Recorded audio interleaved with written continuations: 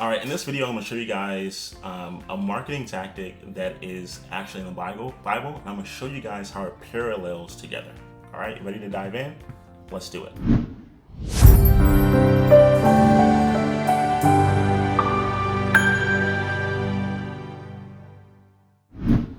For those of y'all who don't know, my name is Leland Baptist. I'm a marketing expert, a Bible enthusiast, Bible lover, AI enthusiast, etc. And so what we're going to dive in today is I'm going to show you where marketing is within the Bible, and also the verse, chapter, all that good stuff, and then also show you where this actually transforms into what we do as business owners. Okay, so for those of you guys who want to follow along, we are in Luke chapter 11, and you notice that the first verse starts off with Jesus instructing his disciples on how to pray. By the way, what you'll notice is that Jesus actually didn't go out of his way to show them how to pray. What actually takes place here, I'm reading the Passion Translation. What actually takes place is that they're watching Jesus go off on his own on multiple occasions, seclude himself from the rest of the team or the pack, and he's basically praying on his own.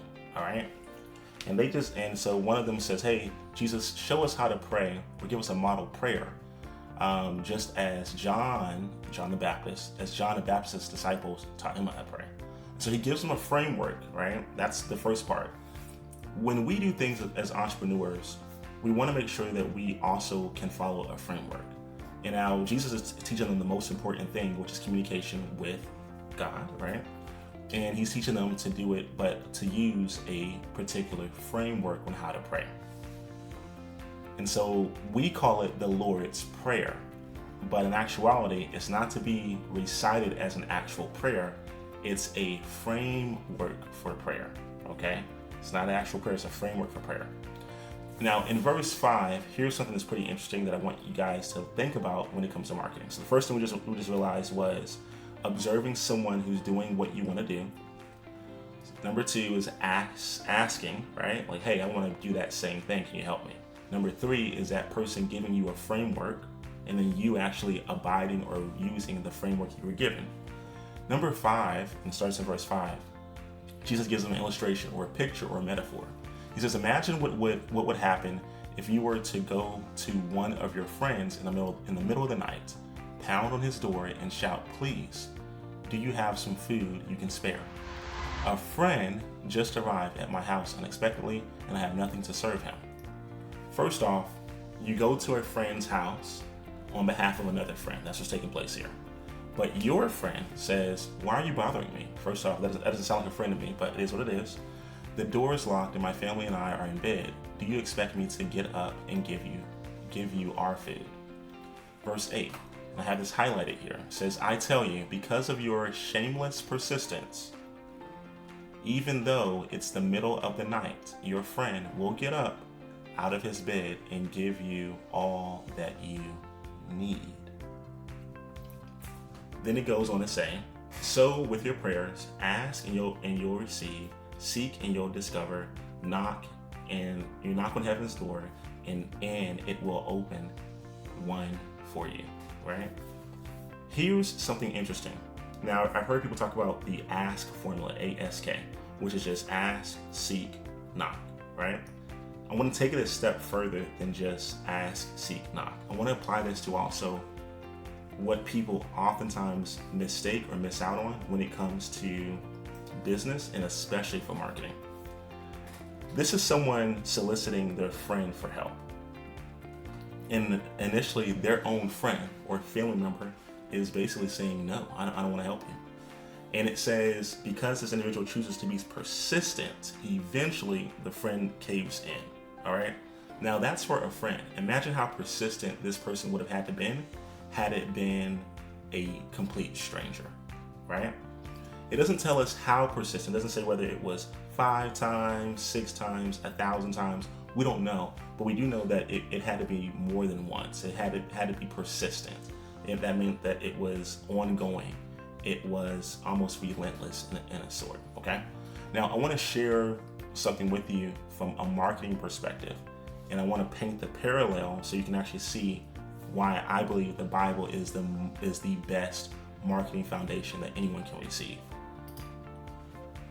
For the for the thousands of people that I've consulted for business, one of the things that I try to get them to understand with the basics of marketing is this rule called the Rule of 7. And this is done off of a study that took place in the 1930s, where they found out that in order for an individual an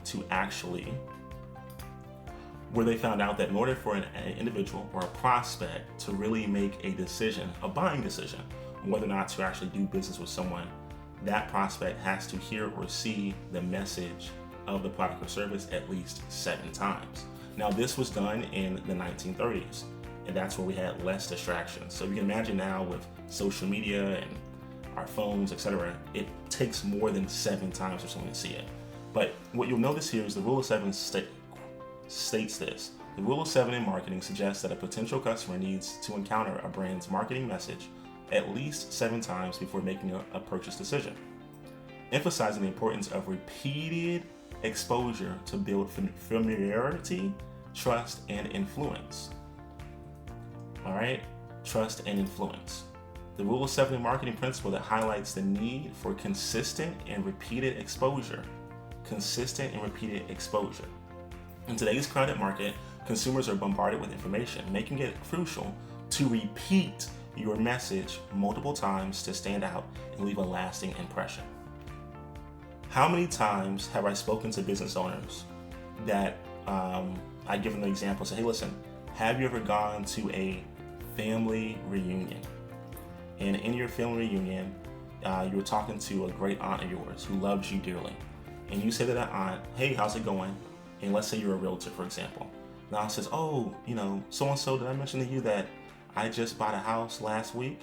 And you're like, Auntie so-and-so, or Auntie Sue, don't you know that I'm a realtor? Don't you care about me? This is using that as an example, right? And the person would say, oh my goodness, I totally forgot. I wish you would have reminded me. And as a business owner, you're thinking to yourself, why should I have to remind you that I am in business? That's what you think to yourself. As a business owner, you probably have thought that to yourself. Like, why should I have to remind my aunt, my family, my loved ones that I'm in business?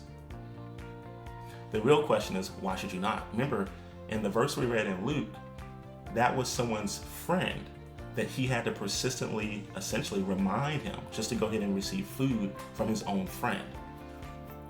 Your family members, your friends, your colleagues, people who are in your sphere of influence, if you're not repeating your message over and over again, they will forget what you do and what you offer. It will completely and totally leave their mind. This is how that Rule of 7 correlates perfectly with what we just read in chapter 11 of Luke. You need to be consistently repeating your message so that people know what you offer, who you are, what you do, and who you do it for, over and over and over again. Now, it may feel like a broken record for you. Good. You need to repeat it over and over and over. So much so that you will have a tagline, so much so that your message resonates with other people, so much so that when people think of a particular solution, that they should immediately think about what you offer and what you do. It is okay to repeat yourself over and over again. Make sure you have your elevator pitch ready over and over again. Have your USPs over and over again. Have your taglines over and over again. People forget. People ignore until they actually need it. And you want to be available the moment that they need the thing. But if you're not on top of mind, they will forget you. They have to know, like, and trust you, and you have to be on repeat.